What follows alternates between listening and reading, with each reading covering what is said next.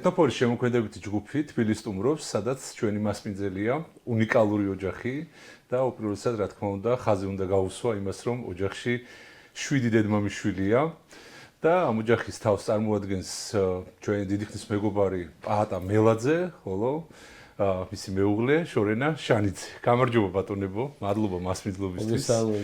პაატა, რა ხანია თქვენთან მოსვლას ულამობთ და მადლობა ღმერთს, რომ ეს დღეც შედგა. ბავშვებთან როგორ მოვიდა ქართული მრავალხმიანობა, ამაზე ვისაუბრებთ, რა თქმა უნდა, თუმცა მე ცოტა უკან მინდა რომ გადავიდეთ და მითხრა, შენამდე როგორ მოვიდა ქართული მრავალხმიანობა? შენ სად გესმოდა? ხო, ვერ ვიტყვი რომ სახში მრავალხმიანობა არ მესმოდა. ყველას აქვს მე ამ მშობლებს, პაპა ჩემი ის რაღაც ძველ აშუღურ რაღაცებს ღეროდა, მაგრამ მრავალხმიანობა ჩემთან მოვიდა ასამძლევარიდან რა. მე ვიყავი უფროსი ვარ, უფროსი თაობა მძლევარი, 15 წლის ვიყავი გზააბნეული ბიჭი. ქუჩა რაღაც მაშინ ეხე 90-იანებში და ეს ინტერესი მქონდა სულ და მოხვდი ასამძლევარში კახა და ტარელი, ჩემი საყვარელი მასწავლებელი ტარელი და მე მოვიწამლე რა, დამთავრდა უკვე ყველაფერი. მრავალხმიანობის ის რომ შევისუნთქე და რომ მოვისმინე ეს ჰარმონია ქართული, ძველი და უნიკალური უკვე ძნელია ამას მე აუარო გულრილად. მუსიკალურ სკოლაში დავდიოდი, რა თქმა უნდა, მუსიკალურ სკოლა საოცარი პედაგოგები მყავდნენ, ვეტა გრიგორიანი ფორტეპიანოს მასწავლებელი, რომელიც იმდენად მენდობოდა პატარა ბავშვს, არ ვიცი, თავისი სტილი, მისი სტილი იყო ეს, რომ ესე იგი, საანგარიშო კონცერტებზე ჟიურის წევრი იყო ხოლმე ყოველთვის და გვერდით დამისვავდა, რომ აი ესე იგი, მუსიკასთან სწორი შეხება მქონოდა, რაღაცა ის დამეჭირა ეს ნიუანსები და ესე წამოვიდა რა ვიცი, მე მრავალხმიანობას კიდე მე მადლობა ღმერთს მოხვდი უწმინდესის გუნდში, პირველი აი საპატრიარქო გუნდში, სიმონ ჯანგულაშვილის რეგენტობის რა თქმა უნდა და ქართულ გალობას პირველად მაშინ შევეხე 98 წლის ბოლო იყო და 99 წელი და 3-4 წელი მქონდა ეს ბედნიერება და ეს აბსოლუტურად წარუშლილი შთაბეჭდილება იყო, როდესაც სიონში შევასრულეთ პირველად მე უბრალოდ შეიძლება სხვებს შესრულებული ქონდათ სიონის საკურთხეველში სააღდგომო ზლისპირები, აღდგომის ახურებაზე და ეს მომყვება რაღაც საოცარი ესეთი უმდიდრესი გამოცდილება რა. და შემდეგ რა ვიცი, სხვადასხვა გპის კაპელაში ცხადია გპში ვისწავლობდა, ეხა ყველას ქონდა გავლილი მრავალხმიანობა ციცისთან და მადლობელი ვარ ამ საოცარი თბილი დღეებისთვის და წლებისთვის. რომელიმე კუთხისადმი თუ ქონდა რამე განსაკუთრებული დამოკიდებულება კუთხის რეპერტუარისადმი? თავიდან ხო რაღაცა თითქოს ქონდა უფრო თითქოს კახური. მე მაინც როგორც ასე თქვა გათელაველებული, გაკახელებული რაჭველი 6 თაობის, მაგრამ კახური სიმღერებს აი წინანდალს მოусმინე პირველად ცოცხლად სცენაზე. ვიყავი საკმაოდ პატარა, 7-8 წლის ალბათ. და ჩემთვის წინანდალი იყო პირველი შთაბეჭდილება, პირველი ხალხური სიმღერა ცოცხლად ასე პროფესიულ სცენაზე. ცხონებული ღმერთმა აცხონოს დათო გაგანაშვილი, ეხლა გარდაიცვალა ლევან აბაშიძე, რომელიც ძალიან ფაქტურად ესე იგი ჩემი მეგობრები სტუდენტობის დროინდელი მეგობრები და ეხლა კიდე მეგობრო და ნათელმირონები ვართ. ჩვენი პირველი ნაბიჯები იყო მათთან, ესე იგი ყოველ ზაფხულს თელავში ერთად ვისვენებდით ხოლმე და ლევან აბაშიძე თავს გვეუბნებოდა რა და წინანდლის ლევან ლაშხი ეს საოცარი თამადა და კოლორიტული პიროვნება იცით ეს ბოთლებზე და ეს და რა თქმა უნდა თელმა საქართველოს ეს უნდა თქვა რომ ჩემი ოჯახის დედაჩემის და მამაჩემის ჯვრისწერის ქორწილის თამადა იყო ლევან ლაშხი მაგალითად და სხვადასხვა დიდი სუფრი ნათლობების და დიდი მეგობარი იყო ჩვენ და აი ამათ ხელში მოკლედ ბევრი სკოლა გავიარე რა ამის თქმა. მეგობრები იყვნენ ხო და რამდენი კარგი მომღერალი აღზარდეს ხო ეხლა სახელი და გვარები მისვი დღეს ძალიან ბევრია მათი ხელიდან ნაკურთხით თელავში ვინც არიან ბიჭები ბიზინაშვილები ვასო კორნიენკო და ბიჭები სულ ყველანი რა ვიცი მართლა უდიდესი წვლილი დაიდეს ლევან აბაშიძემ წინანდალმა და ანდრო პაპამ მე ცალკე კიდე სხვანაირად რა თქმა უნდა. ბატა, რით შეიძლება რომ დავიწყოთ ახლა ჩვენ? უფალი ვადიდოთ. კაი, აბა.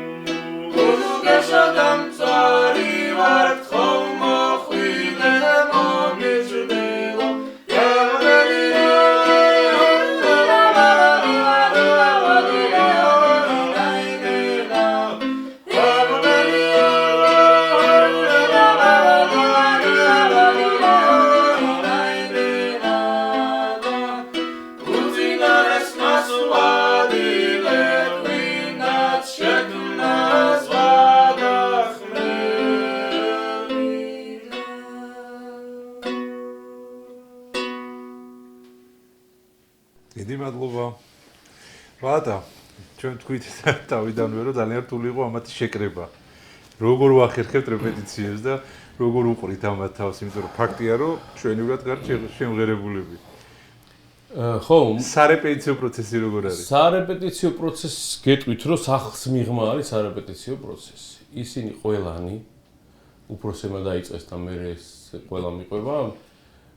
ბავშვთა გუნდი ყავს ხელმძღვანელობა ბავშვთა გუნდს თბილისის კლასიკური გიმნაზიასთან არსებული ბინული და ყველანი იქ გაიზარდნენ. რომ არა ეს გუნდი, ეს ანსამბლი, ესენი ესე ვერ იმღერებდნენ. მართლა არ მექნებოდა ალბათ სახში ამის მე ესე ვიფიქრე, ბევრჯერ დავფიქრდი ამას. ძალიან კარგია რომ ეს შესაძლებლობა მოგვეცა და მათ მიიღეს ასე ვთქვათ სახს გარეშე ფოლკლორული ავთა და დამოკიდებულება მრავალხმიანობასთან რა შეხება და რთულია ხოლმე მართლა ვერ კვირებთ. აი ხან აუ მოიცა რა მე მეჩქარება, აი გავბივარ. მოიცა მოვალ და მე, აი თქვენ გააკეთეთ და მე დაგეწევით და არ ხერხდება სრულყოფილი ახლა რეპეტიციებს სხვა ინტერესებია ხო?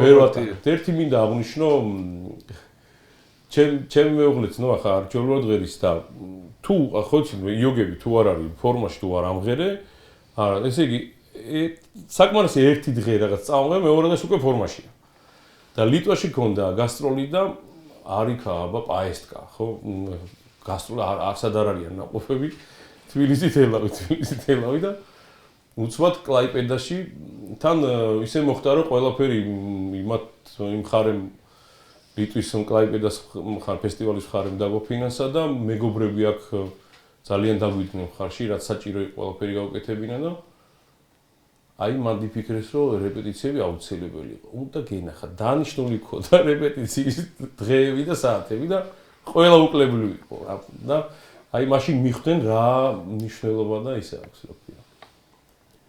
კარგი და აუცილებელია რეპეტიცია. მაგრამ მაინც ვატარებთ. შორენა, თქვენ რო გითხრათ. თქვენ როგორ ხართ ჩართული ამ თვალსაზრისთან, აი მუსიკალური სწავლების პროცესისას როგორ ხართ ჩართული ბავშვებთან? მე ძირითადად უფრო მსმენელის როლში ვარ ხოლმე ამ დროს, ძირითადად პაატა არის ჩვენი მასწავლებელი. მეც ფაქტიურად მოსწავლე ვარ მისი ერთ-ერთი. და ამ რეპეტიციების დროს როცა ვიკრიბებით ხოლმე, მეც როგორც მოსწავლე ისე ვზივარ. მე პირადად მაშინ როგორი მასწავლებელია პაატა მაშინ ესე ვთქვა. ხო, ну, მომთხოვნი, რაც თავარია. ცოტა მკაცრიც არის ხოლმე. კი ვიცაბებით ხოლმე. ანუ აქ მთავრდება ის მეუღლეს თემა, მასწავლებელია ჩვეულებრივი და როგორც მასწავლებლებს ისე მემორჩილებით ყველა. თუ დაკვირვები ხარ, აი თუ ესე დაკვირვება თუ ყოფილა, რომ აი რაღაც სიმღერის შესრულების დროს ან ვიცი, სწავლების დროს, ან როცა ერთად ხართ და იკრიბებით, სიმღერა რაღაც თვალსაზრისით გეხმარება მათთან ურთიერთობაში. ძალიან დიდ სიამოვნებას ვიღებთ ამ პროცესისგან. ხანდახან შეიძლება პაატაც არ იყოს, მაგრამ ჩვენ სამი შევიკრიბებით და ან გიტარაზე შევასრულებთ რაღაცას, ან ხალხურ სიმღერას და ამ დროს ძალიან კარგი უშუალო ურთიერთობებია და სიამოვნებს ამის ერთად კეთება მართლა. მოკლედ ერთხელ რომ მოიწამნენ უკვე მრავალხმიანობით, მე არ ვარ ხოლმე და აქ კარგი აკუსტიკაა, ზევითაც აქ კიბეზე ჩვენ სახში და სამი ვინც გაჩნდებიან. ერთი რო წაიმღერებს, იქ ორი ხმა უკვე არის რა და მე ბედნიერი ვარ უკვე მაგის და ხანდახან მეც მომპეხავე ხოლმე. კი ბატონო, რა შეიძლება კიდე რო ვთქვათ? ხერტლის სიმღერას ვიტყვით ჩვენ გურზე, არ ვიცი რა ფერ. კი ბატონო, მე სადოთ? თვითნასწავლი მე თვითონ რაღაცა და ამიტომ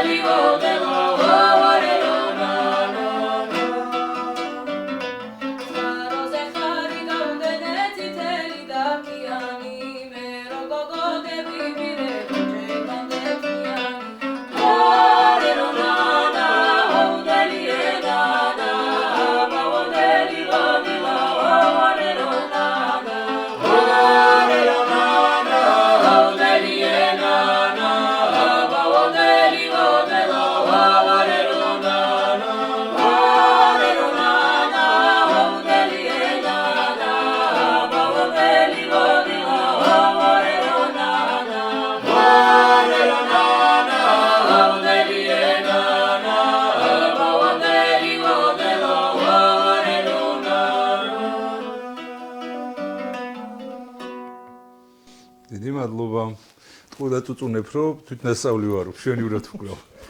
ვიცი რომ რამდენიმე ექსპედიციაში ხარ ოჯახთან ერთად ნავყოფი და ვიცი რომ საინტერესო ისტორია გაქვს. მაგარი ისტორია ის არის რომ შარშან ზაფხულში მქონდა ბედნიერება წვეოდით გურიას.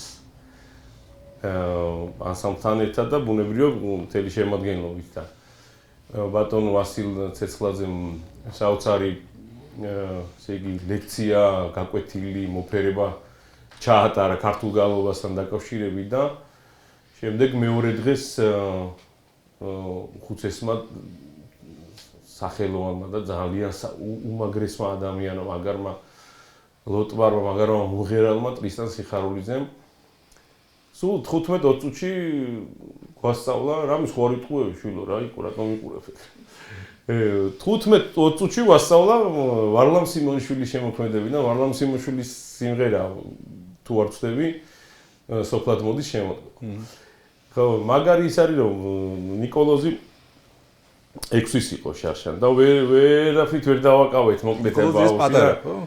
ხო, ჩვენი ნაბოლარა და მოკლედ დარბოდა აქეთ-იქით, ახლა არც უსმენდა ახლა გაკვეთილს. ჩვენ ხა შევისწავლეთ უცბად ხმებში ყველაფერი რაღაც დავამუშავეთ. მადლობა გადაუხადეთ ერთმანეთის აზრები გავცვალეთ, მოვეფერეთ, სულ საათნახევარი მაქსიმუმ გაგრძელდა ეს ყველაფერი ერთად. ერთხელ არ მინახავს დამჯდარი.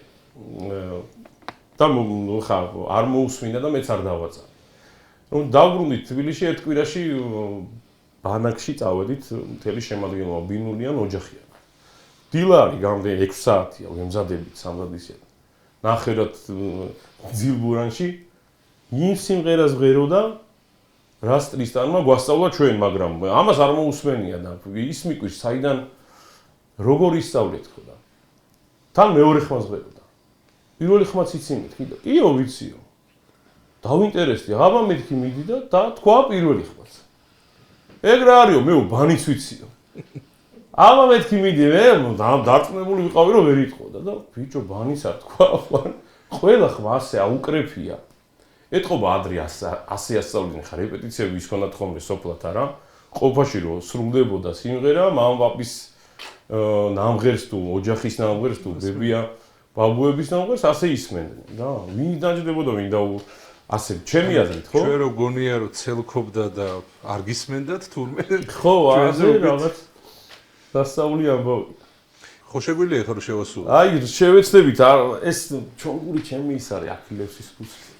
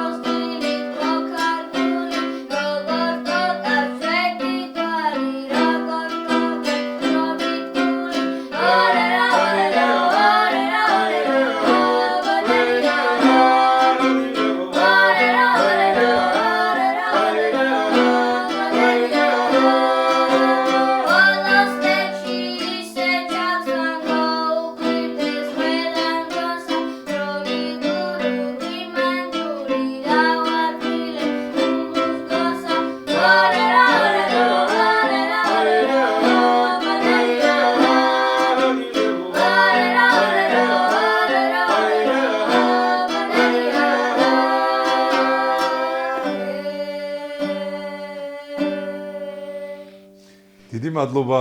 ძალიან მოგვეწონა, აი, ესეთი იყო. ყოჩა. ო, რა განერეულ. ჩვენი ბატონო, ჩვენ თქვით რომ ავიზ ეთნოფორები ძალიან მნიშვნელოვანია განსაკუთრებით სწავლების პროცესში. თუმცა არ გვაქვს ფუფუნება რომ ამდენი ეთნოფორი ყავდეს და ესე ინტენსიური ურთიერთობა გქონდეს. და შენ რითი ხელმძღვანელობ და რანი მეთოდი ხო არ გაქვს სწავლების, აი ბავშვებთან. რითი იწყებ? ამ ბოლო დროს რაღაცა გავიმართლა ისე მოხდა რომ კულტურის სამინისტრომ დაგვაფინანსა აი ვახსენეთ უკვე გურიაში და შარშანწინ თორნიკო უკასთან ვიყავით ხიერელთან რაჭაში და იქ პირადად მისგან ისწავლეს ბავშვებმა სიმღერა და რაღაც ცეკვის მონახაზები რომელიც ძალიან ფასდაუდებელია ისეთი შემართება ქონდა თბილისში რომ დავბრუნდით ჯერ გზაში მთელი გზა ვერ გავაჩერეთ ბავშვები ამას მუდმივად ატრიალებდნენ ესე იგი არ იღლებდნენ იმხელა მნიშვნელობა ქონდა ადრეც ქონდა გამოცდილება ანდრო პაპასთან ყავდა ძველი წინათაობის ბავშვი ხა იმხელა კაცები არიან უკვე და აი ანდრო პაპასაც ძალიან დიდარი გამოცდილება ქონდა ცხადია და ისეთი მარტივი მიდგომა ქონდა ბავშვებთან აი ამან გამოცვიფრა და ვცდილობ ხოლმე რა ხა რაღაცნაირად მეც მარტივად ესე იგი წაუმღერებ რა გესმის და თუ დაიჭერენ ამას და დაიწყებენ ამის კულტივაციას ასე თუ თავისთვის მე ხვდები რომ ეს ამათია და ვაგრძელებთ ამის შესწავლას დაუშვათ. ხშირად არის რომ ფონო ჩანაწერები მიმაქვს, რასაც ვასწავლი, იმას ვასმენინებ. და ძალიან კარგად მოხდებს. იმიტომ რომ ჩემზე კარგად უხსნის ეს ყველაფერი. თანმიმდევრობა როგორ არის? ჯერ ვასმენინებთ თუ ჯერ ვსწავლობთ და მერე ვასმენინებთ?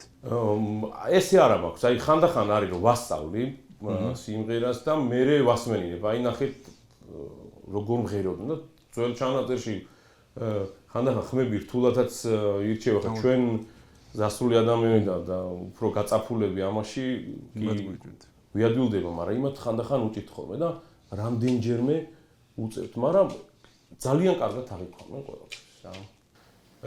შემოქმედის სკოლის დიდი არტემის მხოლოდ ჩობილი ვასწავლებ გუნდს ბინუს და ესე იგი ის ჩანაწერები ეს ფაქტიურად ეს თანაბარ ტონით დაშორებით არ გალობდა ცხონებული დიდი არტემი და ესე იგი იმდენად რთულად აღსაქმელია ეხანდელი ყურისთვის, თანამედროვე ყურისთვის.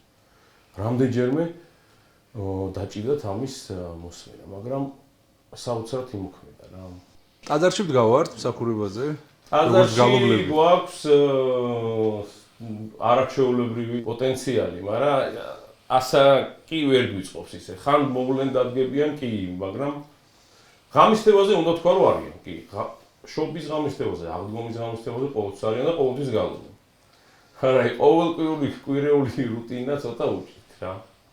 აი, ხო, მე იმედია, ხო. ის 2 საათი უნდა დაიძინო რა, მაინც და მაინც სახურების 2 საათი არის კვი ყველას.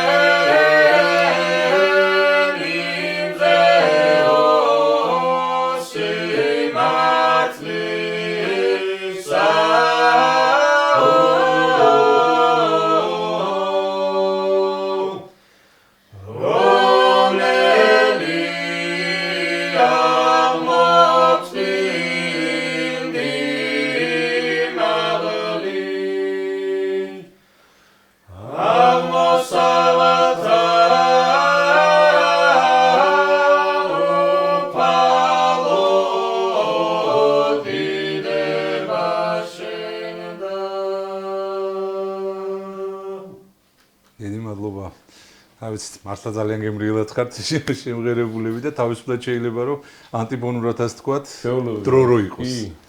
რომ მოისმინა რა თქვა ბატონო ვასო? ძალიან მაღალ პროფესიული საფეხურიდან უდგება ყველა, არა აქვს მნიშვნელობა ბავშვია თუ დიდია. ხო, სასწავლი ადამიანია. აქ მანამდე თბილისში ვიცნობდი ჩვენ გადავკვეთილვართ კი მსახურებაზე, მაგრამ დიდი წლების მანძილზე ხა ესე ახლოსთან არ ვიცნობდი და ძალიან კარგად დაგვამახსოვრა თავი და კარგი, საკმაოდ კარგი რჩევები მოხდა. იცი როგორი რჩევები?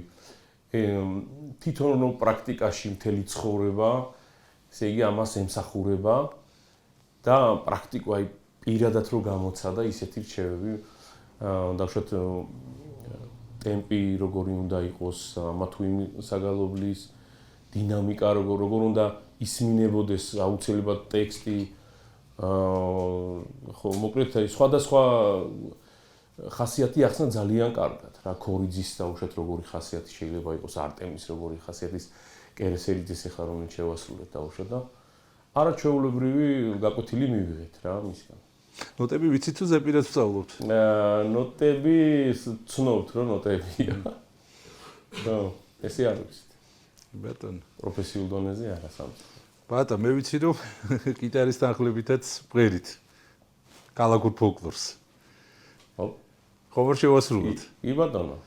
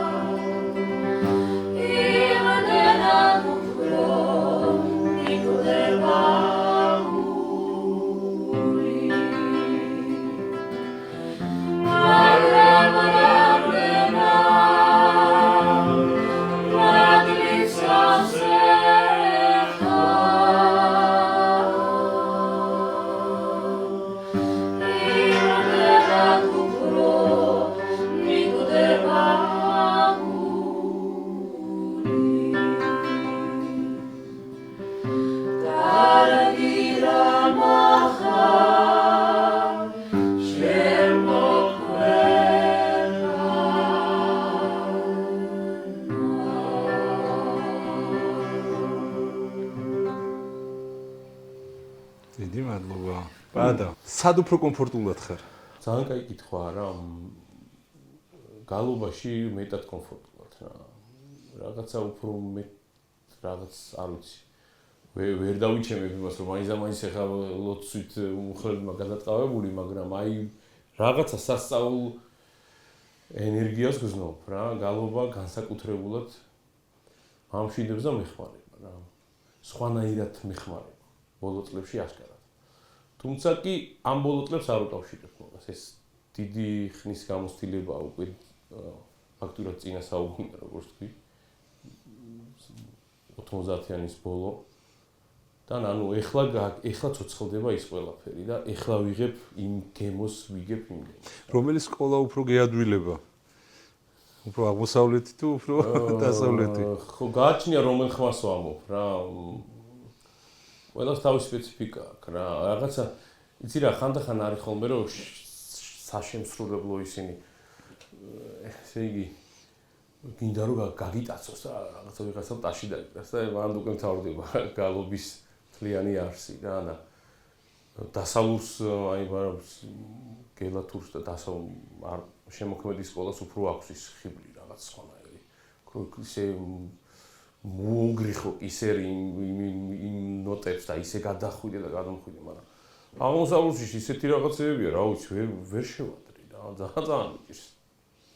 ხშირად ამბობენ, რომ შემოქმედის სკოლა რთული შესასრულებელია, მაგრამ ხა ჩემი დაკვირვებით აი ჰანგი თუ გაგიჯდება ყურში, ამაზე ლოგიკური ალბათ არაფერი არ არის. აღმოსავლური გაცილებით უფრო აი აკორდების ისეთი აკორდებია ხშირად რომ პირიქით უფრო მგონია რომ რთულია. თითქოს კილოს იცვლის, ესე იგი ეს რაღაცა მუსიკალური ნიშნები რო გადის მეორეს, ისეთი რაღაცეები აქვს, უცბად, ისეთ რაღაცას ჩაატარებს, თუ ყურადღებით ახარ ბანი, კი იმ დორეთ მიდის ვითომ შედარებით ეხლა შემოქმედის სკოლასთან, მაგრამ საკმაოდ რთული, აბსოლუტურად სხვაგან მიყავ. და აი გეთანხმები შემოქმედის სკოლას რაღაცა თითქოს ასე გალოდნენ სულ უწინ და რაღაცა ძალიან არქაულია, მაგრამ ძალიან შენია რა, აი აბსოლუტურად რაღაც სხვანაირი განწყობა მოაქვს რა, ბუნებრივი უფრო თითქოს. შენდობას ვიტყვი ხა ისე არ გამოვიდეს უკანაშვილის რაღაც, მაგრამ რაღაცნაირია რა ეს 2 კვინტით მოძრაობა და მე იქ რაღაც არ ვიცი ხო. და ბავშვებთან ხო არ ყოფილა ასეთ შემთხვევა, რომ აი რასაც ასწავლე და რაღაც თვალსაზრისით იმპროვიზაციისთვის მივმართავთ. ხო არ ყოფილა ასეთ შემთხვევა. ბავშვების შემთხვევაში კი როგორ კი არიან ეგეთ თავზე ხელები არიან. და რამდენად სწორად აკეთებენ ამ ყოველ შემთხვევაში რა გვიდები. არ ვზღუდავ ხოლმე. იმიტომ რომ ჯობია გამოამჟღავნოს და თუ რაღაც ზედმეტი იქნება, მე ვამბობ, რომ აიცი რა მოდი ესე ხო არ ხო აი ზედმეტი არჩეულობრივი ბავშვები ყავს. საოცრად მიჭერები ერთ-ერთი ხა სხვათა შორის ონლაინ მოგვიწია დეკემბერში ონლაინ გაკვეთილების ჩატარება ცნობილი ხო მიზეზების გამო, იმიტომ რომ კლასიკურ გიმნაზიაში ვერ ვიყრიბებოდით და ერთ-ერთმა სათითაოდ მაბარებდნენ. წმინდა ნიკოლოზ ტროპარი ისწავლეს სხვათა შორის გელათის სკოლა მეოთხე ხმის და ერთ-ერთი რომ მაბარებდა პირველი ხმა. ესე იგი ისეთ მელიზმებს აკეთებდა რა, თავის დაუნებულად. ნუ ხო და ვთხოვე რომ გეხვეწები ეს მელიზმები გალობას, აი არ მოუხდება, ხო და ანუ ისე ქონდა გამჟდარი სიმღერიდან რაღაც უნდა გაეკეთებინა აუცილებლად რაღაც იმპროვიზაცია.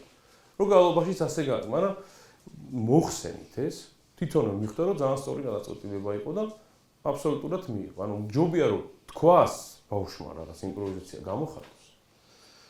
და აქეთკენ იყოს, ვიდრე ეხლა ჩაშტამპულად რაღაცას ვასწავლი მხოლოდ ის იცოდეს. თუმცა ესეთებიც არიან, რა თქმა უნდა. ხანდახან იმის სწავლაც არ უნდა ზოგი. ბატონო, ხომ არ გაქვს გადაწყვეტილი ალილოზე ან ჭონაზე რო გახვიდეთ ბავშვებთან ერთად, იმიტომ რომ ეს ძალიან მნიშვნელოვანია, ეხლა კარგად გააზრებული ის. თუ არა მინდა რომ მოგიწოდოთ. კი, ძალიან კარგი, მადლობელი. ძალიან დიდი მადლობელი ვარ ამ გადაცემას. ნახავენ ჩემი მოსწავლეების და აგერ ჩვენ გვისაუბრია ბავშვებო ამ თემაზე და ძალიან მაგარია. უბრალოდ ამას უნდა უბრალოდ მონდომება უნდა რა. მშობლის მხრიდან და ბავშვების მხრიდან და ხანდახან არის როცა ჯიკაობა გჭირდება, აუიცი რა უნდა აუხსნა ეს ყველაფერი, აი მაგარი იქნება. რაღაცა მე ცოტა მეც დამეზარა და თორე ისე მე თვითონ პირადად ამაში ვიღებ მონაწილეობას. ბიჭები რაც აქ გადმოდით კერძო დასახლებაში, აქ დადიან უბან. აიყოლი ეს აქ ჩემი რამდენიმე მოსწავლეც არის ამ უბანში, ესენი დადიან და კარგად დახუნძრულები მოდიან დიდი ხონჩი თავის ფულით, თავის ტკბილეულით და თავის ყველაფრით. გაუგეს გემო. იცი რა, იქიდან გამომდინარე რომ ზუსტად მაგ ღამეს მე თვითონ მსახურებაზე გევარ ხოლმე რაღაცა. ხო, თულია რა თქმა უნდა, მაგრამ ვერ გადავწონე იქ. თორე მაგის გაკეთება შეიძლება ბოლო-ბოლო მეორე დღე შეიძლება, პირდაპირ შვიდში შობას შეიძლება მაგის გაკეთება რა. ისე როგორც წესი 6 ღამე იწყებდნენ ხოლმე. ბავშვობაში მე მახსოვს რომ დავდიოდით ხოლმე თელავში. ერთი ვიყავი მარტოსმენიანი ჩემი მეგობრები. მაგარად მაბრაზებდნენ, მაგრამ ფულს უყურთ.